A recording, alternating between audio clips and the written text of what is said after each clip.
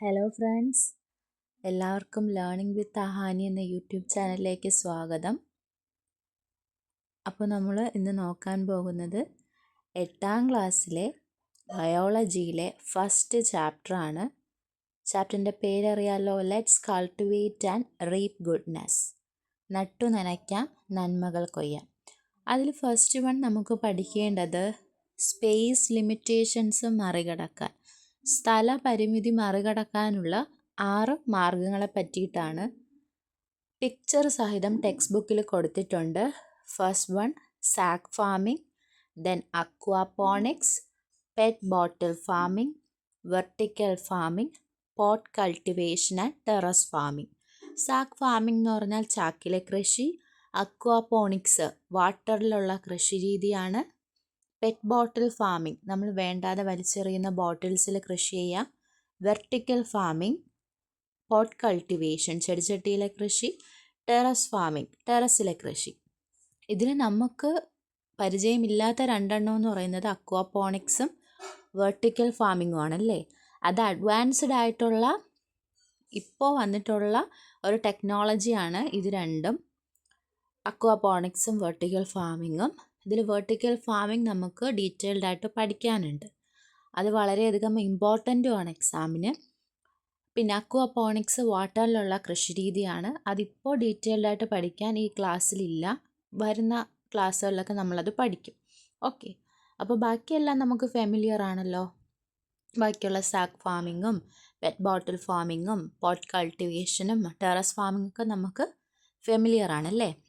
അപ്പോൾ നമുക്ക് ഇനി നോക്കാനുള്ളത് വെർട്ടിക്കൽ ഫാമിങ്ങിനെ പറ്റിയിട്ടാണ്.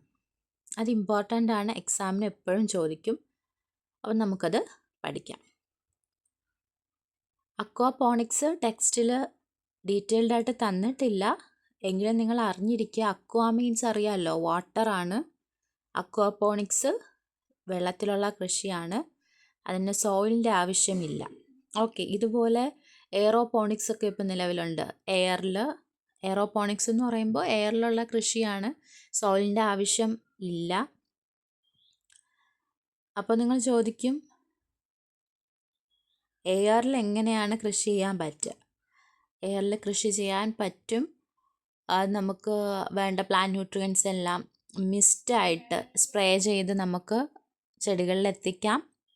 അങ്ങനെയുള്ള ഒരുപാട് ടെക്നോളജീസ് ഇന്നുണ്ട്.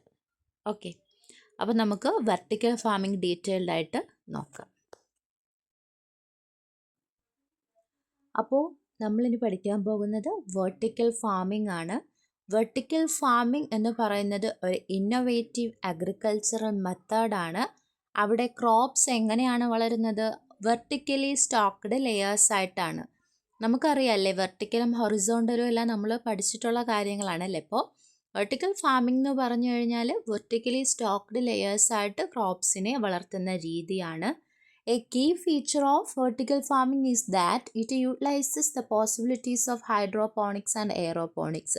ഹൈഡ്രോപോണിക്സിൻ്റെയും എയറോപോണിക്സിൻ്റെയും സാധ്യതകൾ നമുക്ക് ഇതിൽ യൂസ് ചെയ്യാനായിട്ട് പറ്റും. നമ്മൾ പറഞ്ഞു, ഹൈഡ്രോപോണിക്സ് എന്ന് പറഞ്ഞാൽ എന്താണ്? അക്വാപോണിക്സ് തന്നെയാണ്. അക്വ എന്നൊക്കെ പറഞ്ഞാൽ വാട്ടർ എന്നാണ് അതിൻ്റെ മീനിങ്. എയറോപോണിക്സ് നമ്മൾ പറഞ്ഞല്ലേ, എയറിൽ നമുക്ക് കൃഷി ചെയ്യാൻ പറ്റും, സോയിലിൻ്റെ ആവശ്യം ഇല്ല. അപ്പോൾ ഹൈഡ്രോപോണിക്സും എയറോപോണിക്സ്, ഇത് 2 സാധ്യതകളും നമുക്ക് എന്ത് ചെയ്യാം? വെർട്ടിക്കൽ ഫാമിൽ ഇൻക്ലൂഡ് ചെയ്യാൻ പറ്റും. It can be implemented even in urban areas with limited space by incorporating artificial lightening and protective structures to shield crops from rain and sunlight. നമുക്ക് അർബൻ ഏരിയാസിൽ ഇത് ഇംപ്ലിമെൻറ്റ് ചെയ്യാൻ പറ്റും.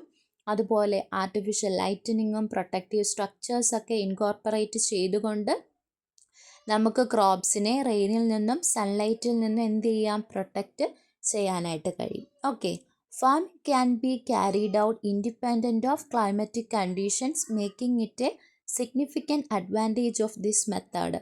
നമുക്ക് ക്ലൈമറ്റിക് കണ്ടീഷൻസിന് ഇൻഡിപെൻഡൻ്റ് ആയിട്ട് ഫാമിങ്ങിലേക്ക് ഇറങ്ങാനായിട്ട് പറ്റും. അതായത് മഴയും വെയിലും ഒന്നും ബാധിക്കാത്ത തരത്തിൽ നമുക്ക് പ്രൊട്ടക്റ്റ് ചെയ്തുകൊണ്ട് ക്രോപ്സിനെ കൾട്ടിവേറ്റ് ചെയ്യാനായിട്ട് വെർട്ടിക്കൽ ഫാമിങ്ങിലൂടെ കഴിയും.